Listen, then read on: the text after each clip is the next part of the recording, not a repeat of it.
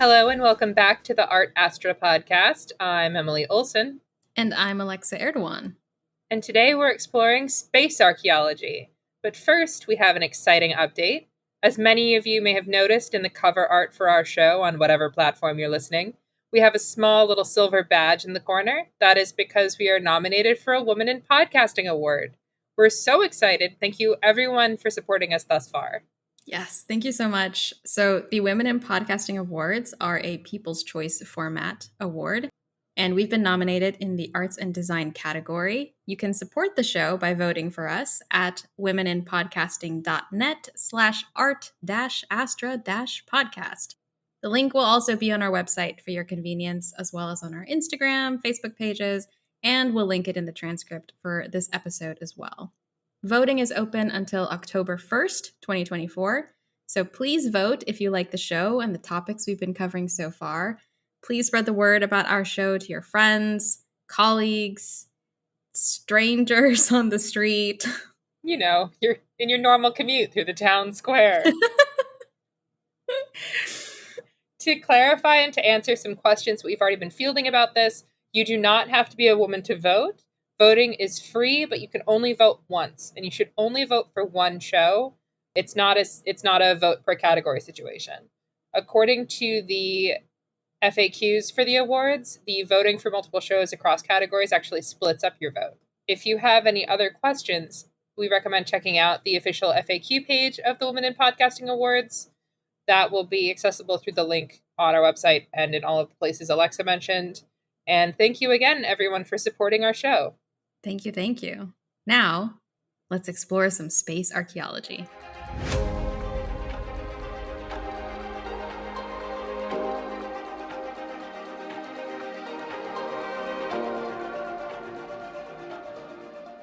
Today we have an incredible guest with us, Dr. Justin Walsh of the ISS Archaeological Project. Dr. Justin Walsh is an archaeologist whose research areas include intercultural contact, identity construction, the protection of cultural heritage, and the archaeology of human activity in space. Dr. Walsh is the only archaeologist ever to have presented a paper at the Biennial Committee on Space Research, COSPAR, meetings, to have given talks to chapters of the American Institute of Aeronautics and Astronautics, or to organize panels at the International Astronautical Congress and Global Space Exploration Conferences. His space archaeology publications concern the need for an international protocol to protect heritage in space and the increasing ephemerality of satellites in low Earth orbit, and the consequences of that for future archaeological study of human activity in space. Together with Dr. Alice Gorman, who is recognized as one of the world's foremost scholars in the cutting-edge field of space archaeology and is a global leader in public engagement in the history and archaeology of space exploration, they lead the ISS Archaeological Project, ISSAP. Just this year, they were both selected to be part of the Explorers Club 50, class of 2024, recognizing remarkable explorers changing the world and extending the meaning of exploration. Dr. Walsh, it's an incredible honor to be able to borrow some of your time here today and to speak with you about your work and the field of space archaeology. Welcome to the show. Welcome. Thank you so much. It's great to be here, and especially to be on a podcast that brings these concepts of art and space together. I think it's so important. I'm not just an archaeologist, I'm an art historian, and I teach in a department of art, so I think this is really fantastic. I'm excited to be here. We're so glad to have you. Yeah. And speaking of, right off the bat, the intersection between fields, the term space archaeology is a really interesting one, right? Because many people might be familiar with the fields of space studies and archaeology as separate entities, but the combination of the two for space archaeology is a new and interesting field for a lot of people. So could you give us a bit of a primer on what exactly that field entails? Absolutely. I mean, it's a great question. And I know that every time I talk about this, people are like, what are you talking about? How can you do archaeology in space, on space, or even on cultures that we exist in today, right? That seems very strange to people. So if we take a step back, first of all, archaeology, everybody knows that we study things that happened in the past, and typically, of course, in the very distant past. My work has primarily been in the ancient Mediterranean, in Italy and in Spain, Jordan as well. I've worked there. So people thousands of years ago. That's what people think of when we talk about archaeology. But actually, what archaeology really is a discipline that tries to understand simply how humans adapt to the context that they're in and to each other. So that means to the environment or to the climate or to their society, or societies adapting and dealing with one another. And the fact is that archaeologists use a particular kind of evidence more than any other to answer the questions about those adaptations. And that evidence is what we call material culture, by which we mean, the objects that surround us, the built spaces that we inhabit. That's the primary kind of evidence that archaeologists use. We certainly use chemistry and other kinds of evidence, but material culture is really at the heart of it. So anywhere where there is material culture, it's evidence for human adaptation. And that means that any time, any place that humans have existed in, including the present, is absolutely in bounds for us. It's absolutely legitimate for us to be studying it. So that's why we can use our techniques and our perspectives to try and understand how humans have acted in space. That's a very unusual context for us to try and inhabit, obviously, because we are not evolutionarily adapted for it. Obviously, we would die very quickly if we were exposed directly to it. So we have to come up with all of these technologies and, in fact, all of this material culture to allow us to engage with space. So that's our evidence. In general, just in the most basic terms, space archaeology, if I could define it in a sentence, is the study of the material culture of human activity in space or human activity on Earth that's directed at space. And so that means that not only are sites like Tranquility Base or the tracks of the various rovers on Mars or the probes that are in interstellar space, the Voyager Pioneer probes, those are also all legitimate for our study to the extent that we can observe them, right? But also what's here on Earth. So launch facilities like Cape Canaveral or Baikonur, the places where space technology is developed and built, those are places. Or a site that I've actually engaged with quite a bit in the last couple of years, for example, the Arecibo radio telescope, right? Which was one of the most significant pieces of radio astronomy equipment ever built. Obviously, it went out of service in 2020 when its instrumentation platform collapsed onto the 305-meter dish there. But it's historically significant. It allowed humans to interact with and understand the cosmos, and so it would count as space archaeology as well. That's an interesting point. I hadn't realized that, for example, launch facilities here on Earth, the things that are enabling us to participate and interact with another environment, could also technically be part of that whole field of study. But it makes sense in retrospect and when you explain it that way. Sure. I mean, you as a satellite engineer, your office could be space archaeology, right? Absolutely. That's cool. And so, like, if we look at Tranquility Base, for example, I mean, and let me take a step back. This is kind of how I first started to think about it. Was Tranquility Base, people were only there for like 22 hours or something like that. Buzz Aldrin and Neil Armstrong. They were only there for not even a day. But they left all those objects behind. Some of them on purpose, some of them not on purpose, some of them just kind of, not even by accident, but just sort of in an ad hoc way. So all of that material that was left behind there would absolutely be archaeological evidence that we could use not only, in a forensic sense to understand what activities were carried out there, but also to understand the technological culture, the engineering culture, and also the political culture that developed those objects and sent them to the location and left them there, right? So the fact that it was within the context of the Cold War and this competition with the Soviet Union, that would be something. Why does the lower half of the lunar module that's still there have a plaque on it that's signed by somebody named Richard Nixon, right? Why is there this flag there? I mean, we don't know the state of the flag, actually, but why is that object there? And that was intended to be left there. And then there are other objects that were not intended to be left there, like urine and feces containers and the boot covers from the spacesuits that they used on their EVAs. Those were thrown out the door at the last minute because NASA said, hey, you took all these rock samples on board and nobody's ever tried to lift off of the moon before, so throw everything out the door that you're not going to need, right?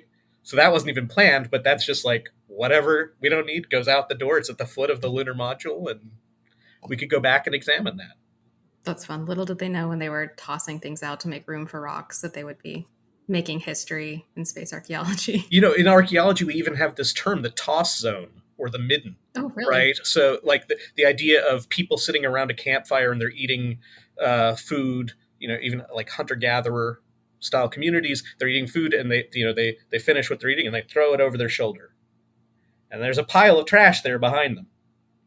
And that's archaeological gold. That's something that archaeologists have been studying for a century. And the toss zone, right, gives us a sense of the activities that happen there. Well, there's a toss zone at the bottom of the ladder of the lunar module. I have to give credit where credit is due, by the way. This is not my idea. This belongs to Beth O'Leary, who was actually the first space archaeologist. She's recently retired from New Mexico State University, but she studied Tranquility Base specifically to figure out what had been left behind. And she and her team of graduate students discovered 106 objects were left behind. Nobody actually knew how many objects were left behind. They were able to nail it down. 106 objects were left there. And she figured out the story and designated that area toss zone. How were they able to figure out how many objects were there? They went through all the documentary evidence. The thing was not, it's not like it was a secret. It was just nobody had cared enough to pay attention and document as heritage, let's say, what there was there. And so as a heritage question, as I'm thinking about, like, how would you protect what's left behind? Well, first you have to know what's left behind. And so going through all the records of what went and what came back, they figured this out. 106 objects, which then led to those objects being listed by the state of California, first of all, and later by other states, as historic objects that have, at least nominally, have protection from the state of California, and also more recently from New Mexico, New York, Washington, Hawaii. All of those states have added objects of Tranquility Base to their list. This doesn't have any real force because of international law surrounding space activity, but it's a kind of a recognition of how important that scientific heritage is to those particular states. And she led the way on that. That's so cool. We'll be sure to link to her work in our show notes for the website as well. But I was thinking too, because it's like some of the objects that have come up for auction by astronauts from Gemini, Apollo, and Mercury missions. There are a couple of objects that have been marked to jettison that the astronauts did keep that we know from the stowage lists were also supposed to be jettisoned. Right. Absolutely. And to be able to do that kind of detective work remotely through going through those archives and the stowage lists and all of the documentation is just such a neat idea. Well, this gets a little bit into the barriers to space archaeology, right? So archaeologists typically, if I want to study the ancient Iberians and Romans in Spain, I have to go to my site in the south of Spain called Castelló, and I have to put a hole in the ground, and I have to be present as that hole is being excavated or participate in digging it and change my strategy as we make discoveries. Oh, we're going to dig it this way. Now we have to dig it this way because we found that thing there. How we take notes, what we take notes about, what we recover, etc. And obviously we can't go to space, right? This is our problem. Not only, do we not have the money to go to space, to pay Axiom $55 million or whatever they're charging now for 2 weeks on the ISS, but also all of the space agencies have said that social scientists like archaeologists are not eligible to apply to become professional astronauts. So there's no room for us at the moment in space. I should say JAXA in its last recruitment did allow people who didn't have a natural science or engineering background to apply, but then they chose a geologist and a medical doctor. So it's never happened, and we might as well just say it's not open to us. And so, therefore, we have to come up with these other methods, or I like to say we kind of creatively reimagine archaeological techniques to be able to deploy them to understand what's going on in space. For the moment, at least, that's what we have to do. Yeah, we were talking recently about Apollo 17 in one of our previous episodes. And what's so interesting to me is of all of the astronauts that have ever been to the moon, only one of them was a formal scientist, and it was geology. Mm-hmm. So yep, hopefully absolutely. We'll be expanding that roster in the future. But as we've we've kind of touched on it, but could you tell us a little bit more about the ISS Archaeological Project and the main goals and what led to its inception? Yeah, so it comes right out of what I was just saying. So I got interested in space archaeology in around 2008 when I had a student ask in a cultural heritage class I was teaching, is stuff in space heritage? And that had never occurred to me before. But as soon as she asked, I thought about Tranquility Base, and I said, "Oh my God, yes, absolutely. Go write your term paper on that." And she did. She wrote a great paper and discovered some really interesting information, which, including the international nature of space and the inability, in other words, of any country to protect heritage in space. That kind of got me going. But I started also to meet other people like Beth O'Leary and like Alice Gorman and PJ Capillotti, people who had already been working in this area for a while.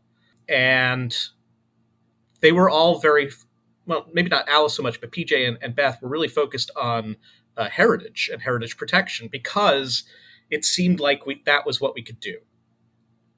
We could start to talk about how to protect this stuff before we went there and messed it up. And the impracticality of doing archaeology in the traditional way meant that we kind of it just became this theoretical question, which is why I wrote the article that you mentioned in the introduction that was about deorbiting satellites. There's this idea now that satellites have to be deorbited within 25 years of going out of service, and so they won't exist as a record in low Earth orbit. I mean, I understand why that is. It's an important thing. You can't keep putting stuff up there. There's limited room. But some of those things may actually be historically significant, and we might actually want to preserve them for the future. In other words, it's kind of like a one-size-fits-all policy, but not all things are created equal. So I was trying to raise some of those issues in that article, even while I really wanted to think about how could we really do archaeology in space. And not just in the sense of cataloging what objects were at a site, but understanding their significance, their meaning, what their collection or distribution and different patterns might tell us about how people live or work in space. And two things happened. Well, they both happened in November of 2015. The first was that NASA advertised for its next cohort of astronauts or astronaut candidates. And I'm, as you know, Emily, I'm a little too online. So I was following NASA on Twitter, and I saw the announcement. I decided I'd check it out, not because I want to be an astronaut, just out of pure curiosity. And I found that the restrictions in there stated that if you had a bachelor's degree in the natural sciences or in engineering or medicine, you could apply. You were eligible. But even if you had a PhD in certain adjacent fields, you were non-qualifying. And there's a list of those things. These are like the sciences, but they're not the sciences that we care about. And one part said, the social sciences, open parenthesis, anthropology, geography, archaeology, close parenthesis. And I went, what? What is that about? Why are they so first of all, how are we even on their radar? How are what did an archaeologist ever do to NASA that they were so sure that they needed to list us explicitly? And then I thought, but also, how are they so sure that we don't have anything to offer them? I was aware, of course, that already they're thinking about these long, 3-year missions to Mars. If you're putting people in a spacecraft for that long, you ought to want to know something about the society and culture that they create in that spacecraft. What we actually later found out, there's an amazing quote in a 1972 National Academy of Sciences report called Human Factors in Long-Duration Spaceflight. The quote is that a spacecraft is a micro-society in a mini-world. And that's incredibly inspirational to us, this idea that that's what we're talking about, that when you have this group of people, any group of people, you've got more than one person, you have a society. So how do they structure that society? Right? They structure it through culture. Okay, so what is actually going on there? Well, how do we understand that in the space context, in a 3-year mission or a 5-year mission, whatever it is? Because you're not going to have the same kind of mission success if you're not dealing with that. And frankly, NASA had never really bothered to study it, or any of the other space agencies. I'm going to say NASA a lot, but I'm really talking in general about the space industry. So that was kind of something that was egging me on. And at the same time, a book was published by a colleague named Jason DeLeon, who won a MacArthur Prize for this work.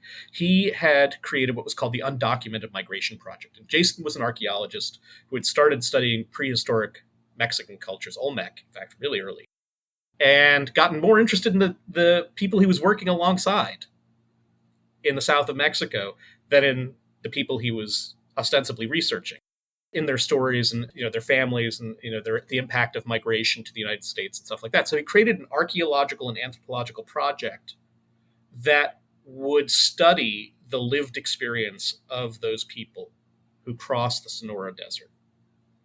And he came up with all kinds of great techniques, or again, reimagining techniques.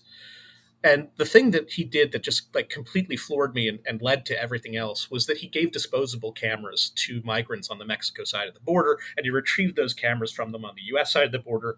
And the photographs that they took allowed him to see what he otherwise could not observe. And I thought to myself, they've been doing this the whole time in space.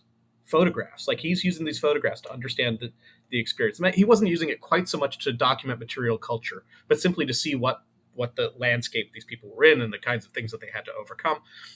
But I realized that you can use photography to capture material culture and then to document it as data. And I also, thinking about ISS in particular, already at that time it had been 15 years of continuous occupation. Obviously now we're up to 23 years of continuous occupation. Mm-hmm. That the habitation of ISS started in November of 2000, right when digital photography started. And so there were, first of all, many, many more images of life in this space habitat than of any previous project. And they had metadata that gave the time and the date when those images were made, so you can put them in order and you can see change over time. So there are thousands, if not millions, of these images that NASA has. If you could take each one in order and identify very easily, because it's a very self-contained small site, where the photo was taken, who was in the image, again, a very small population, all of whom are very well known, and all of the objects that are associated with them in that location at that moment, and put it into a database, you could start to chart out the entire arc of associations and behaviors and adaptations over the long arc of habitation of the space station. And that it would provide a completely different window on what was happening than, say, the self-reported experiences of the crew. I mean, not to say that they say the wrong things or anything like that, but we're all fallible witnesses to our own lives, right? And if a crew member has a 6-month-long mission and I say, what happened during that mission? They're going to tell me about like maybe 5 or 10 experiences that they had. But they won't be able to tell me everything that happened every day in a particular location or that they worked on or whatever. And that's fine. That's normal. That's human, right?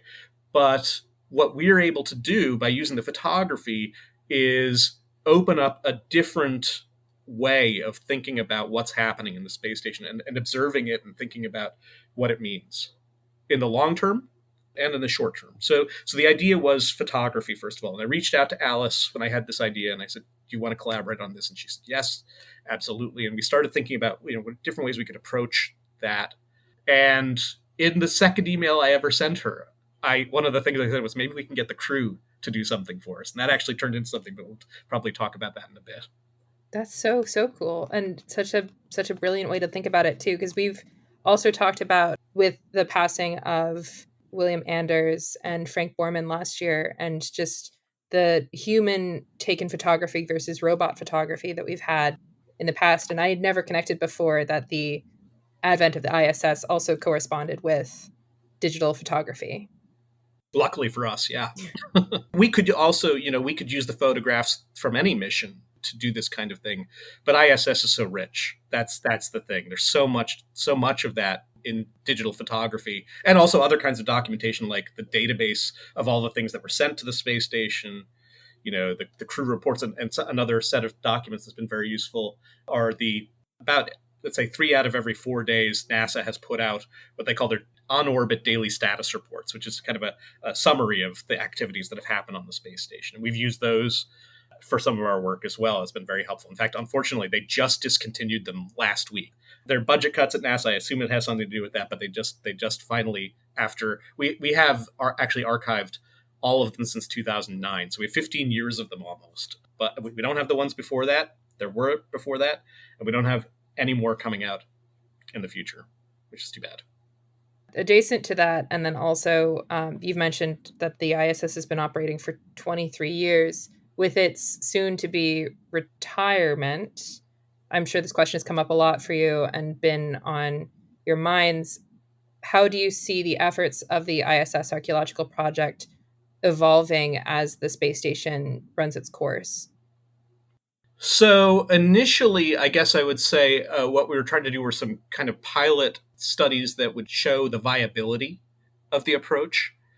And so we looked at phenomena like crew-created visual displays, especially on the Russian side. There's a very elaborate visual display that's located on the aft wall of the service module called Zvezda that has changed over time, but has been there right from the very beginning of habitation and still exists. So that's just a phenomenon that's really incredible. We were able to use photography to kind of say, like, what objects are there and how have they changed, and are there specific associations between this part of the display and the kinds of objects that are placed there, like photographs of Soviet space heroes, as opposed to this other area where there are a lot of religious objects, like a gold Orthodox cross and some painted icons and things like that. That was kind of the early stuff, kind of just trying to get a handle on how to deal with the photographs as a source of data.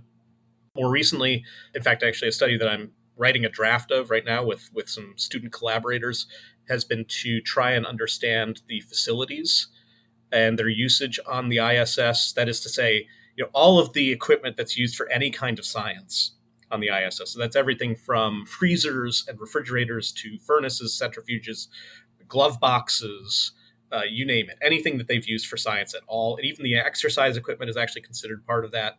Those are used constantly every day. But we were using those reports, those daily reports, as our evidence. So every time that got mentioned on a day, okay, that got used. The reason why that came up for us was that we were talking to some of the commercial LEO destinations companies or consortia that are designing the next generation of space stations. And one of them said, would you be able to tell us about that? Because they want to know for the future, what do we need to have on our space station that our customers are going to want? What's most likely? How many of each kind of thing we need? But from an archaeological perspective, that's also a question that is really interesting to us, because we always want to know how are different parts of the site being used, right? What kinds of activities are most common? What kinds are least common? How do those trends change over time? So there's kind of an alignment there with trying to think about how we can have an impact on improving life in space habitats in the future. And then, as you say, there's the heritage angle. Right, we are definitely also creating a kind of record of what ISS has been like, and it's, I think on a personal level, I think it's terribly unfortunate that we can't figure out a way to preserve it. One piece of trivia that I always like to tell people about when we talk about this issue is that in the very first environmental impact report for what was then known as Space Station Freedom, in like 1990 or 91, the proposal actually said that end of life was going to consist of as many shuttle flights as it took to take each module apart and bring it back. That would have been amazing. But it also would have probably cost like $1 billion per flight. And I think somebody realized that, and in the second environmental impact statement, they simply said, we're going to deorbit it. And that's obviously still the plan. Mm-hmm. So that's too bad. Or, boosting it to a higher orbit, or, taking a module off of it and attaching it to one of the commercial LEO destination stations. I mean, I think the Axiom station would be a great candidate for this, since Axiom station is going to be built onto the ISS first before it then becomes free flying on its own. So why doesn't it take a module with it? It already knows how to be attached to it. But, I don't get to make those decisions, but I think that would be amazing as a museum, right, that people could visit. But just in general, digesting all of the data that we have is creating a kind of a documentary record of what the space station was like. There are other ways in which I've been thinking about the post ISS phase. I have been collaborating with some of the curators at the Air and Space Museum to think about what objects they might try and get returned. Obviously, it's limited at the moment by the dimensions of the cargo dragon and, competing with the scientific samples and other things that the space agencies actually want to bring back. But if we could get, for example, the galley table, I think that would be a really nice object that's evocative and could tell a story, because it's like, this is the hearth of the space station. This is where the crew spent a lot of social time. And not only that, but my understanding of that table, I have to do more research on this. My understanding of that table is that it was created by the crew. Like, it didn't actually exist before they decided to put one together. So that's kind of an amazing thing. And so that says something about the crew having some autonomy over their living quarters. I should say there's no boundary between their living quarters and their work quarters. So this is them kind of adding that to it, just like the Russian crew is adding this visual display to their side of things. I've gotten very interested lately in thinking about the sensory experience of being on ISS and how that can be preserved, because ISS is the first permanent space habitat. I mean, permanent in the sense that it has been continuously inhabited. For people of my generation, we easily remember times when there was not always somebody in space. For folks of your age, that might not be so easy to remember. I mean, since 2000, right? So coming up on 24 years here. That's extraordinary. Certainly my students have no recollection. Not even know, they didn't exist. So that's an extraordinary thing, and it deserves to be recognized and preserved if possible. Also because people are going to live in different ways in future space habitats. So what is the sound of ISS? We know it's incredibly loud, actually. This white noise that's, kind of like being on a jet aircraft, but instead of the 10 hours or whatever it takes you to get to Europe from the US, they're there for 6 months or a year and they can't escape it. So they wear earplugs a lot of the time. That's an aspect of their lived experience that, needs to be recognized. If we take that a step further in the social side of things, what is the impact of that noise on privacy? It's actually been measured with decibel meters. Where are the loud parts of the space station? Where are the quiet parts? So we know that. But how far away from somebody else do you need to be to have a private conversation with your friends and family, or with a colleague in the spacecraft? Having privacy and having confidences and being able to confide in someone is actually something we completely take for granted on Earth. And we don't understand. Samantha Cristoforetti wrote about this in her memoir. She says, everybody's kind of on the honor system because of the way the radio channels are set up. So you're communicating with your family and, you easily could be overheard, and you just have to hope that you're not. Mm-hmm. That's not an easy way to live, but that's what it means to live on ISS. So that's sound. That's one aspect. Even more interesting, perhaps, is smell, because ISS famously, or we can say notoriously, has a smell because the folks up there can't wash, and they have to exercise 2 to 3 hours a day, and they have to wear their clothes for 2 weeks at a time and then throw them away. And there's the trash that only gets thrown out every so often. Plus there's the latrines, which are, sort of functional. They're not perfect by any means. So you have this intense odor. And I know what it smells like because I've been there when they open the cargo transfer bags coming off of the Dragon. It's like this kind of, and I'm not the first to say this, is like a locker room smell. I also think it's like a kind of doctor's office smell, antiseptic, sour. Anyway, so that's gross. It's not nice. I have a feeling that they become deadened to it very quickly, the way you realize you didn't take the garbage out and you should have, because you didn't notice it until you came back into the house, right? That kind of thing. That they lose the ability to perceive it fairly rapidly, and it's just part of the environment. But probably future space habitats won't all smell like that. Let's hope. I think it's going to be really useful for people in the future to have some idea of what it meant to have that be just your kind of latent environment surrounding you. And so I've been talking to some folks about how we can sample and recreate that smell so that people can experience it. not only because that's a key element of being in the space station, but also because the sense of smell is the one that is linked directly to memory through the amygdala. So this is why when you smell something from that you loved when you were a child, you smell it now, it like instantly takes you back to that moment vividly, right? This is like Proust as well, right? The Madeleine. But the idea is that smell is so integral to memory that I think it would be a wonderful thing to be able to recreate that. So that's kind of, there are lots of different ways of thinking about preserving ISS, not just the objects, but what else about ISS can we preserve? I think that's fantastic, that like multi-sensory approach to preservation. It's funny, a friend of mine was actually, we were both like fantasizing about this the other day. If we could only like, if we only had the resources to either keep the ISS in a place where conjunction with other satellites wouldn't be too much of an issue, or my friend suggested like boosting it to the moon and then we can just like softly land it there and keep it open as a museum. I would love that if that was feasible. If I had all the money in the world and that was feasible to do, just imagine being able to walk through the ISS on the moon, or like bounce, I guess, through it.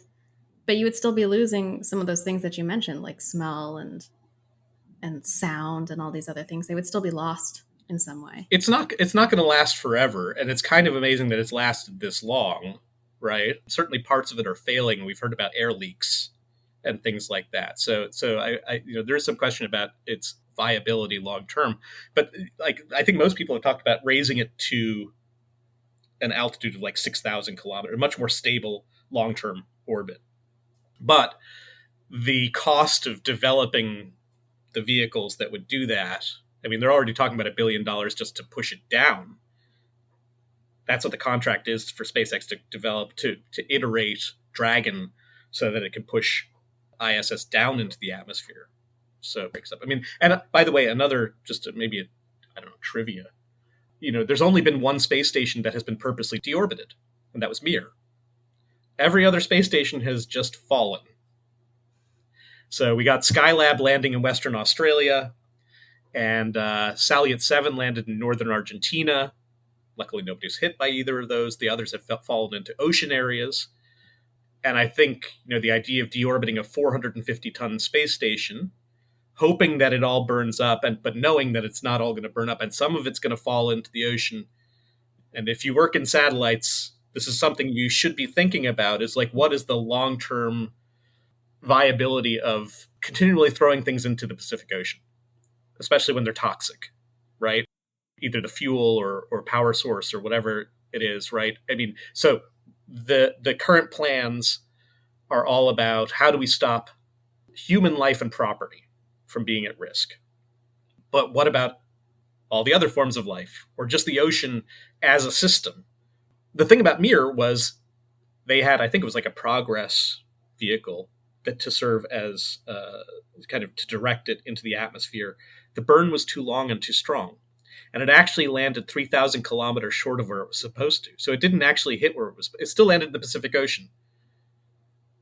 So the only time anybody's ever tried to do this, it didn't work right. And ISS is 4.5 times larger than Mir. Also think about these things burning up. I mean, the Columbia, the trail of debris stretched from like Nevada to Louisiana. And that was a little bit smaller mass-wise than Mir. It's not even just like, will it land on that point? What is the long trail that it will create? And that's something I hope that they give a lot of thought to. I'm not so sure that that's happening, but I mean, end of operations is something I think we all need to think a lot harder about. As with this 25-year rule, NOAA has just come out with a study last September, October, saying we now have detectable amounts of heavy metals in the atmosphere from all of the objects that have been deorbited. Not great, but that you could do archaeology of the upper atmosphere now, studying those traces. Yeah, I remember when those studies were first coming out, and it was kind of a hindsight is 2020, where they were starting to detect some of these compounds in the atmosphere, and they're like, oh yeah, I guess it does make sense for burning up a lot of things, and our use of space, because we're putting up so many satellites and taking so many of them down, is increasing exponentially. Yeah, I don't know about this hindsight 2020 so much as wishful thinking, right? Yeah, It's that's a better way, I like think. out of sight, out of mind kind of thing. Like, oh, it goes into the atmosphere and it burns up, and that's it. Yep. Problem solved. But not so much. Yeah. But nothing really goes away ever. So Mhm. yeah, that's a different story. But yeah, so yeah, I mean, it would be great. Hubble, I also would really like to see Hubble be boosted, because it's hard to think of another astronomical instrument that has had such a profound impact on the public's understanding of the universe and also the scientific understanding of the universe.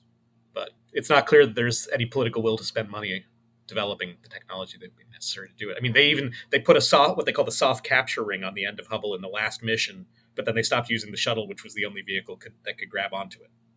It's unfortunate in many ways. I'm being Debbie Downer now. Sorry. It's okay. It's the reality. I mean, aside from just the ISS, where do you see the future of the field of space archaeology going in the future? You were talking about the really great integration between space archaeology and future engineering, which is something I had never thought about before, but that makes sense. How studying how we are currently utilizing these things as a culture and as a people is going to inform design for future space stations. But in addition to that, where do you see space archaeology moving forward? Well, first of all, I'd say that transit from point A, the archaeological research, to point B, the impact on future designs, is unrealized as yet, right? I mean, that's our hope. That's a motivating concern for us, is to be able to make people's lives in space happier, healthier, more productive, whatever you want to call it. So we hope that happens. What I'm really hoping for ultimately is that we're going to have a new generation of space archaeologists who started out that way. I started out as a classical archaeologist, especially studying the Greeks and the Greeks' interactions with other cultures around the Mediterranean. Alice started out doing lithics studies, so Paleolithic artifacts in Australia, and came to space. I'm really excited to see how students who start out by thinking about space culture, where they go with it. I can say for my own part, obviously there's so much more work to be done on ISS. We have the first publication of our results from the experiment we did on the space station in 22. That's coming out, but we've got at least 2 more of those articles to do. The facilities article that I mentioned a few minutes ago, the heritage stuff that I described. I'm also, thinking about how we can use archaeology to make a case for space as an environment that we should be respecting. So if I unpack that a little bit, there are all these ideas about going to the moon and exploiting water and helium-3 and platinum or rare earths, all these resources that we think may be, if not abundant, at least present there. That's a real motivation behind the new space phenomenon, right? It's like we can solve a lot of our problems on Earth if we go to the moon or we go to asteroids and we exploit those resources, we extract those resources, without thinking about the fact that, these are environments just like the environments that we've already damaged or destroyed here on Earth, and whose impacts we're now having to pay that bill. So how can we use archaeology to start to get people to think about these places differently? Well, heritage is one way, by saying, like, if we take the Tranquility Base site seriously, we're not just going to say we protect the objects, but we're going to protect the moonscape there where the footprints are. Those are currently nothing can protect them, and not even like the kind of the say-so of California or the other states, because no government can have any sovereignty or jurisdiction over any territory in space. So nobody can protect those footprints. Somebody could go there and like dig up the outline of a footprint and bring that back and then put it on eBay, that kind of thing. And nobody could stop them. Absolutely nobody could stop them. I think that if we think about heritage as a thing that we like and want to respect and preserve, and that could be associated with the landscape, then maybe we can attribute other values to it. Thinking about Mars as well, you may recall that in 2022, a year after it landed, Perseverance rover passed by the site of its own backshell and parachute impact, and from about 500 meters took a photograph of it. When I saw that image, I immediately cold emailed everybody I could at JPL. It's like, you've got to send Ingenuity. You've got to send Ingenuity, because you've got this helicopter and you can fly over it, document it as a heritage site. This is your chance. And they wrote back, well, heritage, schmeritage, we're interested in doing what you're saying for an engineering autopsy, because we want to see how the equipment performed. And it's like, fine, great, whatever. It solves my problem too, And they did it. They took an amazing series of images of that parachute and the back shell in the landscape there. And that is the best. It's like 8 cell phone camera resolution images.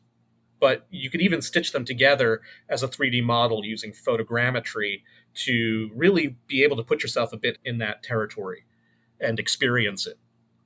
But additionally, it's a document that will now last until the next time that somebody else ever goes back there, either using robots or, personally as a human going to visit that site.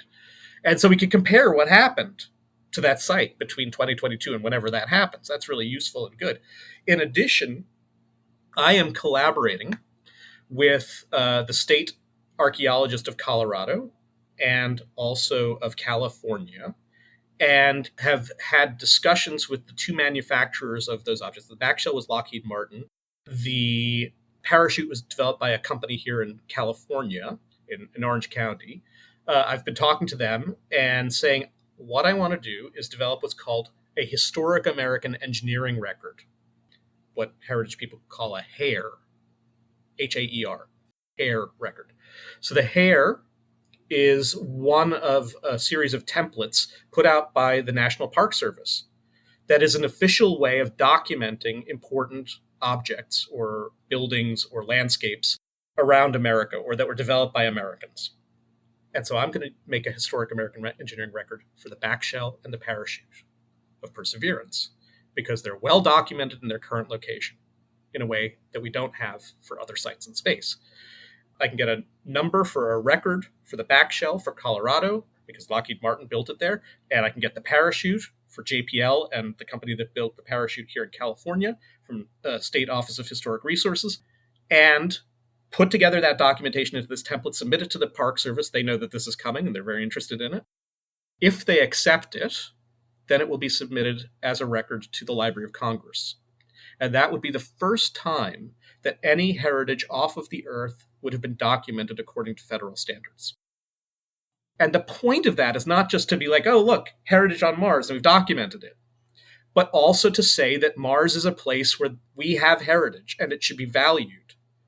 And it is valued according to the US federal government, which is hopefully will have accepted this record officially. And it starts a conversation about how we value these places that are not on the Earth. Also, like, how do we think about low Earth orbit? How do we think about, the oldest object that's still in orbit, which is the Vanguard satellite launched in 1958? Do we leave it there? Do we bring it back? Right? It's in a stable orbit. It's not going anywhere. We know exactly where it is. We can track it. But it could tell a story here on Earth. And it could also direct people's attention to the problems of low Earth orbit right now. Anyway, these are things that I think about for the future. Arecibo Radio Telescope is another great example, right? How can we preserve that following the collapse of the instrumentation platform? Those are a couple of the sites that I'm working on, in addition to the ISS project. But, any site that's on Earth that is associated with space, anything that's in space right now, all of that is stuff that current or future colleagues could look at, investigate, try to understand, tell stories with. And I hope that they do. As you were talking about all these different things too, it reminded me of some of the efforts that current companies are making to minimize space debris in low Earth orbit, for instance, and starting that conversation, like you said, about heritage and what should we leave behind, what should we keep. If these vehicles are out there picking up pieces of space debris, should they be touching some of the more historic satellites, or should they be leaving them there? Should they be repurposing them into junk for other things, or absolutely, how should they be treated? This is a conversation that absolutely has to be had and hasn't been had yet, but it's really important. And I remember Aerospace Corporation was experimenting with what they call design for demise. They were trying to figure out how they could build a spacecraft for low Earth orbit that would completely disintegrate, guaranteed completely disintegrate because of the materials it was made from in the heat of reentry. I mean, that doesn't mean that Some of it wouldn't be still in the upper atmosphere, as we discussed a second ago. But that was so to completely eliminate risk to the ocean, to the land, etc. What are the implications of that for highly significant missions? Could you build a Hubble 2 or a JWST out of these materials? And if you did, how would we preserve it for the future? That's not a thing that people who are designing spacecraft think about. I remember a few years ago, I don't know if it got traction, but there was a nonprofit that was trying to get Tranquility Base to be recognized as a UNESCO heritage site. But even when that was happening, they were acknowledging that there wasn't any sort of enforcement infrastructure in place to protect it with that certification. Right, right. That's I believe you're talking about For All Moonkind. Yes. Which is led by a lawyer. Certain of my colleagues were asked. I mean, I was also asked, but I declined. Asked to serve on an advisory board of that group, and I think the legal side of things won out over the heritage professional side of things. I'm personally skeptical about that organization and its degree of expertise in these issues at the moment. But there's no doubt that they've been a leader. They've been very prominent publicly. And, ultimately advocating for the protection of these sites is important. For All Moonkind is also, their attitude is, let's protect those sites so that we can develop the rest of the moon. And so that was why I declined to be a part of it. Mm-hmm. But if some protections happen, so NASA put out a white paper in 2011 that was guidelines to spacefaring entities about approach to historic lunar sites.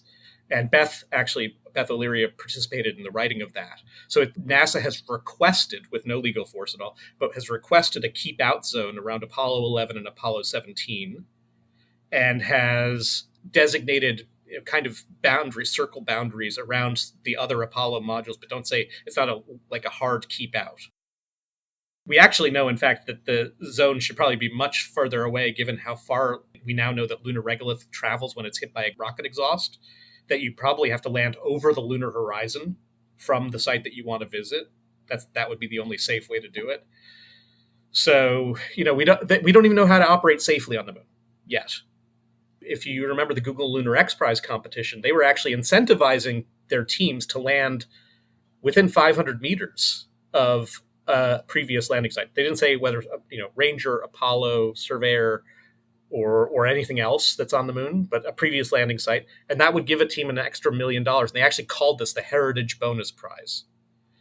And my student who wrote that term paper that I told you about back in 2008, she discovered this because it was a year after that prize was announced. And we were so concerned about this that we jointly wrote an op-ed saying that the heritage bonus ought to be withdrawn because it was incentivizing teams to get close. And these teams that had shoestring budgets, no experience, had never tried to do this. NASA has trouble doing it. And look what happened. Beresheet was one of the competitors. Hakuto was one of the competitors. They crashed as they were within 1,000 meters of the surface. They got all that way, and then they crashed 1,000 meters away. This was actually what we were worried about, a catastrophic near success where they actually crashed into a site. Luckily, those two teams did not target a site. But that was what we were worried about, and it's actually what happened.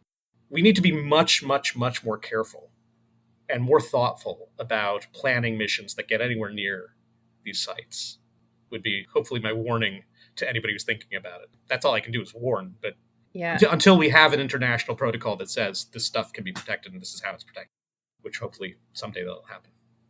Hopefully, definitely soon, especially I would imagine with all of the international protocols that they have to develop around the later Artemis missions, but we will see. That wouldn't affect China, for example, or Russia, or any of the other groups that don't want anything to do with Artemis. This is the problem. Yeah. This is the problem with the Artemis Accords. So. Yes. You've mentioned future colleagues a couple times as we've been talking. Do you have any advice for people interested in this field or interested in entering this field of space archaeology? Yeah, I think the main thing would be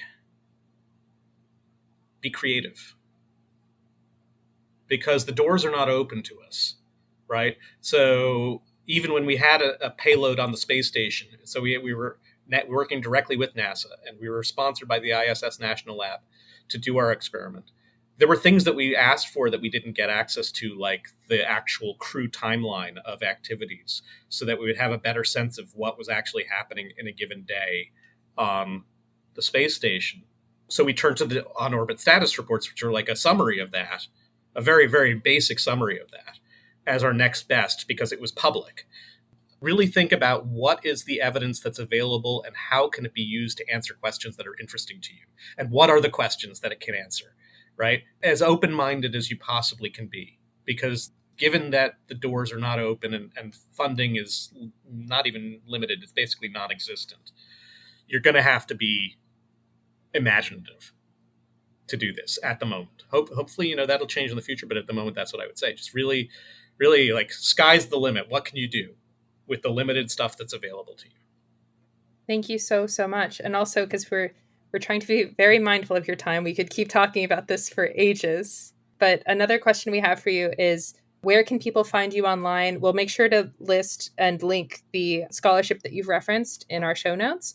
But as you've mentioned, both of us are very online, but where can people find you on various platforms? Yeah, so I'm less frequently on Twitter these days, but I am at JSTPWALSH, JSTP Walsh on Twitter, and also on Blue Sky, where I'm kind of a little bit more active these days.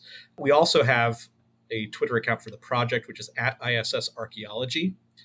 And we have a website with a blog. The blog doesn't get updated that often, but when we have big announcelements, we put a story there. So that's issarchaeology.org.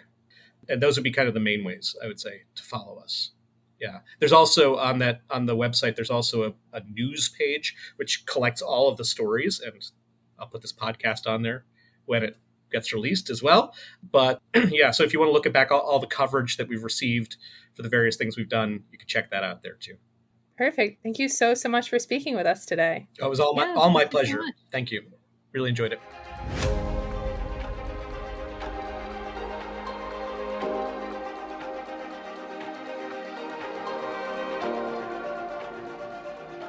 Thank you so much for listening to this episode. We hope you enjoyed learning more about space archaeology. After you check out the ISS Archaeological Project and all the incredible work Justin and Alice are doing, feel free to hop on over to socials and check out the Art Astra podcast if you haven't already. We're on Instagram, Twitter /X, Blue Sky, and Facebook at Art Astra Podcast.